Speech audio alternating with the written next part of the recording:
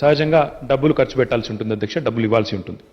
కానీ మన జీహెచ్ఎంసీలో మనం డబ్బులు జీహెచ్ఎంసీ కూడా సేవ్ చేయాలన్న ఉద్దేశంతో, గ్రేటర్ హైదరాబాద్ మున్సిపల్ కార్పొరేషన్ కూడా ఆదా కావాలన్న ఉద్దేశంతో ఒక ట్రాన్స్ఫరబుల్ డెవలప్మెంట్ రైట్స్ అనే ఒక కార్యక్రమాన్ని తీసుకొచ్చి, ఒక విధానాన్ని తీసుకొచ్చి, టీడీఆర్ అంటారు అధ్యక్ష, దాన్ని కూడా తీసుకొచ్చి ఒక 3,000 కోట్ల రూపాయలు మనం జీహెచ్ఎంసీ కూడా ఆదా చేయడం జరిగింది అధ్యక్ష.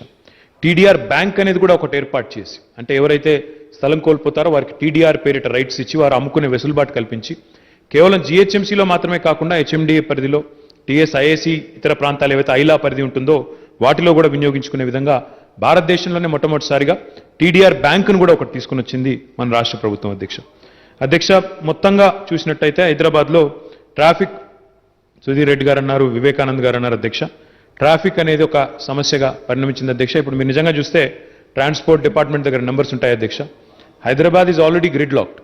హైదరాబాద్ కనుక గ్రిడ్ లాక్ అంటే అధ్యక్ష, ఒక నగరంలో ఉన్న వాహనాలన్నింటినీ తీసుకొచ్చి రోడ్ల మీద పేరిస్తే ఇంకేమైనా స్థలం మిగులుతుందా లేదా అనేది దాని యొక్క ఉద్దేశం అధ్యక్ష. ఆ లెక్కను చూస్తే హైదరాబాద్ ఎప్పుడో గ్రిడ్ లాక్ అయిపోయింది అధ్యక్ష. ఇక్కడ ఉన్న సంఖ్య, వాహనాల సంఖ్య కానీ మన రోడ్డు విస్తృతి కానీ చూసినట్టయితే వీఆర్ ఆల్రెడీ గ్రిడ్ లాక్. కానీ ఎప్పటికప్పుడు ప్రజా రవాణాను ఒకవైపు ప్రోత్సహిస్తూ ఈ రకంగా ఈ ట్రాఫిక్ ఫ్రీ జంక్షన్లను ఎక్కడెక్కడ ఏమేం చేయాలనేది ఆలోచన ఒక ప్రణాళికబద్ధంగా చేసినట్టయితే బాగుంటుందన్న ఉద్దేశంతో ఎస్ఆర్డిపి తీసుకున్నాం అధ్యక్ష. ఎస్ఆర్డిపిలో మనం చాలా ప్రతిష్టాత్మకమైన కొన్ని ప్రాజెక్టులు కూడా నిర్మాణం చేశాం అధ్యక్ష. ఈరోజు హైదరాబాద్కి ఒక దుర్గం చెరువు కేబుల్ బ్రిడ్జ్ అయినా, ఒక బయోడైవర్సిటీ ప్రాంతంలో, బాలానగర్ ప్రాంతంలో, ఇందిరా పార్క్లో, ఇంకా ఇందిరా పార్క్ టు విఎస్టీ కొత్త స్టీల్ బ్రిడ్జ్లు కడతా ఉన్నాం. ఈ రకంగా ఎన్నో కొత్త రకాల ఆలోచనలు కూడా చేస్తూ ఉన్నాం అధ్యక్ష.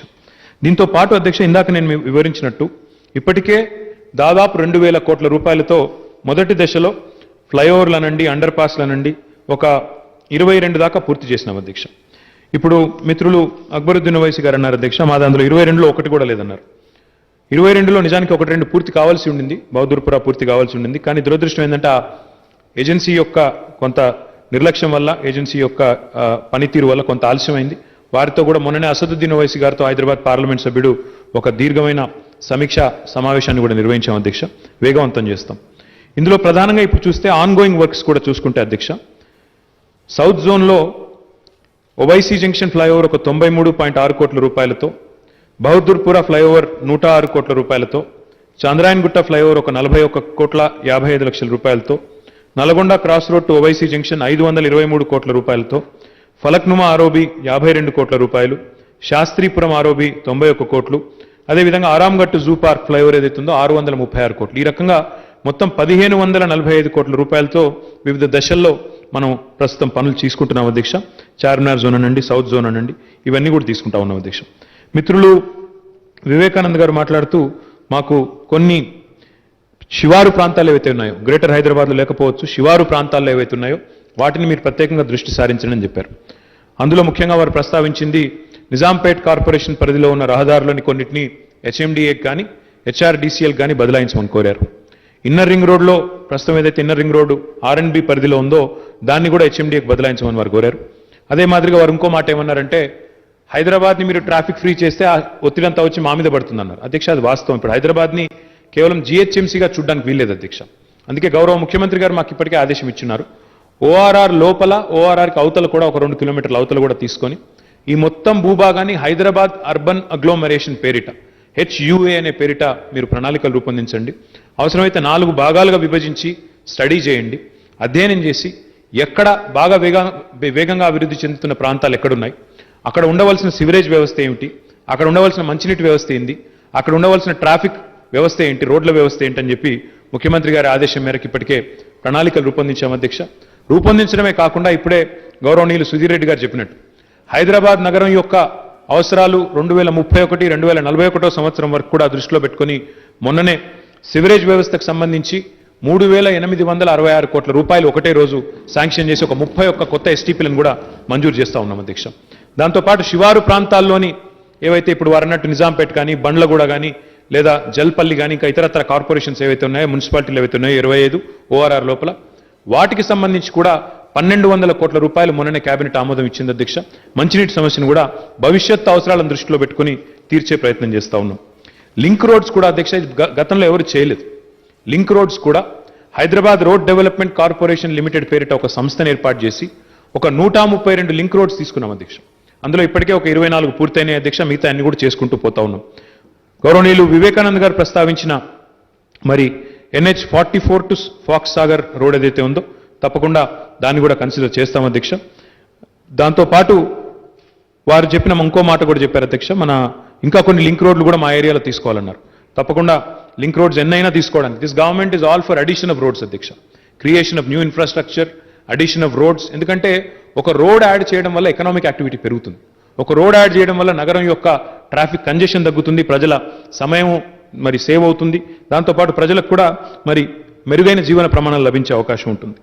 సుధీర్ రెడ్డి గారు ఎల్బీ నగర్, బైరామల్ కూడా నాగోల్ ప్రాంతంలో జరిగిన ఫ్లైఓవర్స్ గురించి చెప్పారు అధ్యక్ష. అవన్నీ కూడా దాదాపు 450 కోట్ల రూపాయలతో ఒక్క ఎల్బీ నగర్ నియోజకవర్గంలోనే SRDPలో చాలా పెద్ద ఎత్తున కార్యక్రమాలు తీసుకున్నాం అధ్యక్ష. వారు నాలాల గురించి ప్రస్తావించారు. సబ్జెక్టు మరి ప్రశ్నకు సంబంధం లేకపోయినప్పటికీ మొదటి దశలో 858 కోట్ల రూపాయలతో స్ట్రాటజిక్ నాలా డెవలప్మెంట్ ప్రోగ్రామ్ పేరు మీద తీసుకున్నాం అధ్యక్ష. అందులో వారు చెప్పినట్టు ఏదైనా మిస్ అయితే తప్పకుండా దాన్ని కూడా తీసుకుంటాం అధ్యక్ష. దాంతోపాటు మిత్రులు అక్బరుద్దీన్ ఓవైసీ గారు ఒక మాట అన్నారు, మీరు మరి ఏ రకంగా how are you raising money for this, term loan తీసుకున్నారా లేకపోతే బాండ్స్ ఇష్యూ చేశారా? నా విజ్ఞప్తి ఏమంటే మిత్రులు అక్బరుద్దీన్ ఓవైసీ గారితో हमारा जो फिलॉसफी है डेट के बारे में, एक बार इसके बारे में आप तो जानते ही हो, आप पूरा दुनिया में आप बहुत जगह जा चुके हो, इंफ्रास्ट्रक्चर कितना जरूरी है कोई सिटी की तरक्की के लिए आप तो जानते ही हो.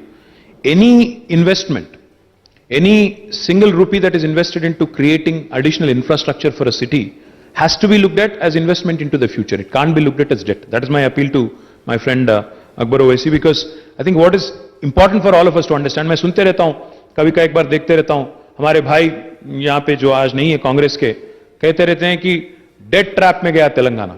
मैं तो कहता हूं जो हर एक रुपया हम प्रोडक्टिव सेक्टर पे लगाते हैं, हर एक रुपया हम लोग जो कैपिटल एक्सपेंडिचर के लिए इंकर करते हैं, हर एक रुपया जो हम लोग नया एसेट क्रिएट करने के लिए जिससे प्रोडक्टिविटी स्टेट की और प्रोडक्टिविटी देश की बढ़ती है, नेशन बिल्डिंग की बढ़ती है, इसके बारे में हमें उसको फ्यूचर पे इन्वेस्टमेंट के जरिए देखना चाहिए.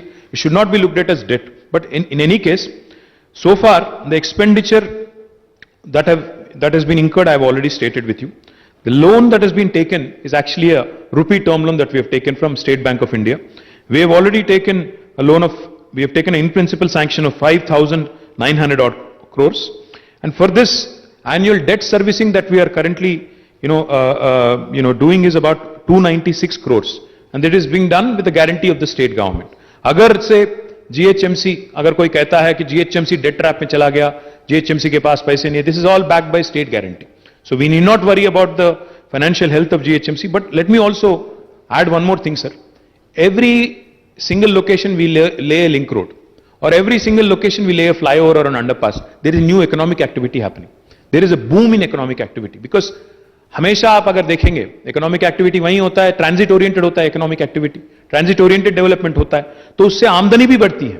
जो हम लोग इन्वेस्टमेंट करते हैं उससे आमदनी भी बढ़ती है, उससे GHMC की भी हेल्थ भी बढ़ती है, और सिटी के लिए भी एडिशनल